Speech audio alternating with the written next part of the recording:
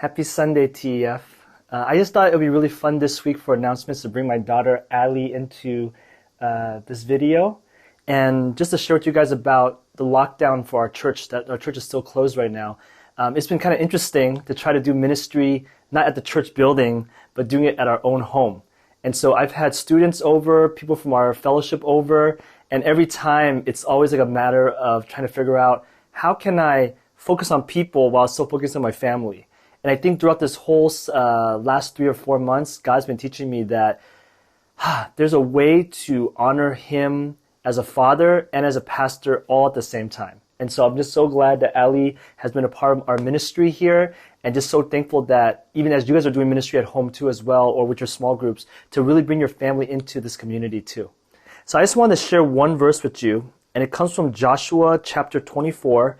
And this chapter is all about Joshua's last covenant with the Israelites before he dies, to encourage them to stay faithful to God. And he says this in verses 13 to 15.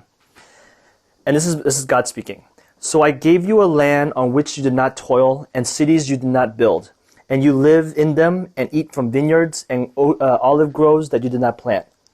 Now fear the Lord and serve Him with all faithfulness. Throw away the gods your ancestors worshipped beyond the Euphrates River and in Egypt, and serve the Lord.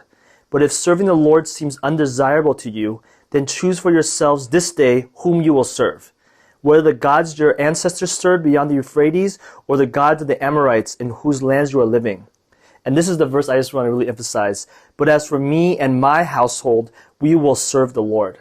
And so this promise that Joshua has for the Israelites was a reminder that, yes, life is difficult. Yes, sometimes we forget it that God's working. But if you look in the past, God is always moving. He is always faithful. And He is still preparing us for the promised land, for His good news to be spread throughout the whole world.